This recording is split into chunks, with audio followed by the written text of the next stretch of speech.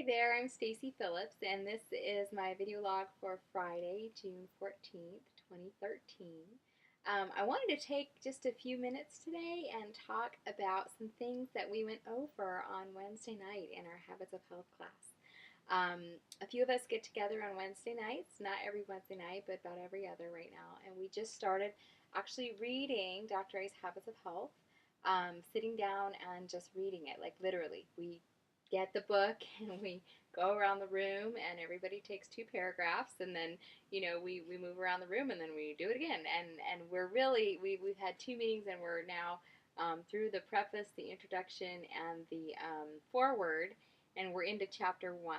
Okay, so many times I think that we get so busy during the week that it's difficult to prioritize sitting down and reading this book, but this book is where it's at. I mean, with this system, this that we go through, I mean, having the personal accountability of a health coach, number one, is you know prime.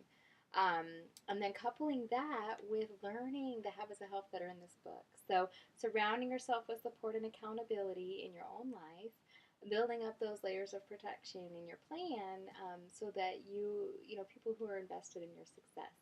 And nobody should be more invested in your success than you are. So if you have the book, um, start reading it. It's really amazing.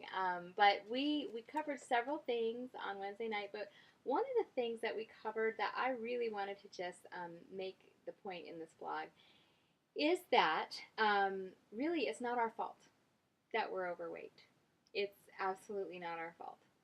Um, as far as playing a blame game, there's no one to really blame. It's in our design. It's in our genetic makeup. It's in our we were created to have a body that is wonderful at storing extra calories as fat, because that is the kind of body that we needed for a lot of our history, up until today, where we live in a society where the energy that we expend to get our food does not match up with the energy that is available in our food. We have way too much energy available than we expend to get it. So, if you think about it, and he talks about our 10,000-year-old body in the 21st century, how to live with a 10,000-year-old design in the 21st century. It's on page 4 and page 5.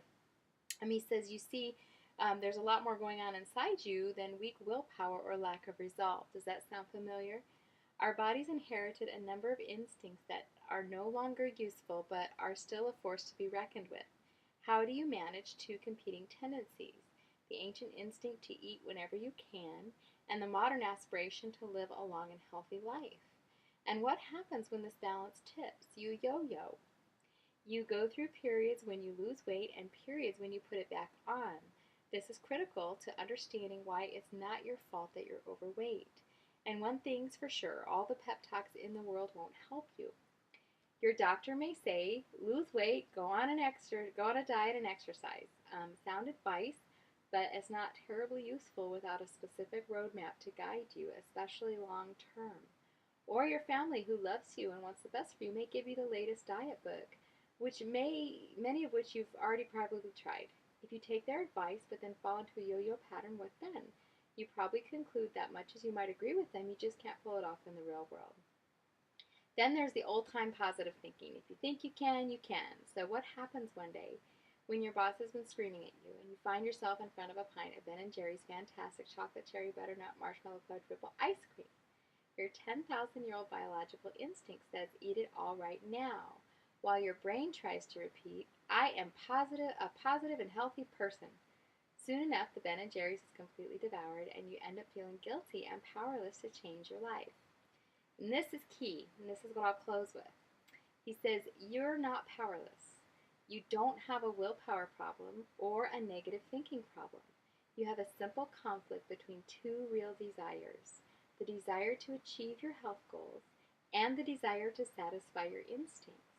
Dr. A's Habits of Health takes this conflict into consideration and empowers you to take charge successfully, safely, and permanently.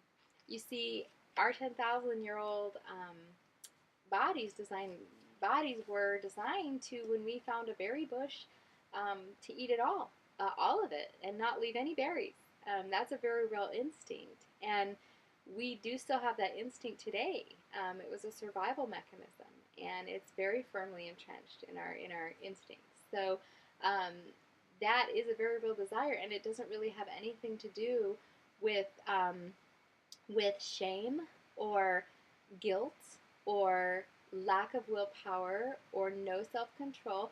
It's just acting on the instinct. And some people have a smaller trigger, a shorter fuse to act on that instinct than other people. And it's a matter, for me, it really has been a matter of taking Dr. A's recommendations, his habits of health, and learning them in a very methodical way, taking them and starting to master them one at a time, over time, with no shame, no guilt. Food is not a moral decision.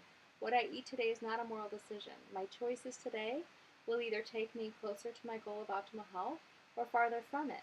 They'll be either taking me closer to my goal of optimal health, or in response to satisfying this instinctive compulsion I have, to which everybody has, to eat the whole berry bush. We express it in varying degrees. What I've learned with Dr. A's Habits of Health is how to manage those two desires, how to still get the life that I want and the health that I want, while still dealing with my 10,000-year-old design body. My body hasn't changed the way it processes extra calories as fat. What has changed is my intake, and I've regulated that through choices and a plan that works, clinically proven. So I just want to encourage you today, as you go into your weekend, just take shame and guilt right out of the equation. There should be none of that. Look at it as a goal. Stop, challenge, and choose. If something is tempting you and it's not on your eating plan, stop for a moment.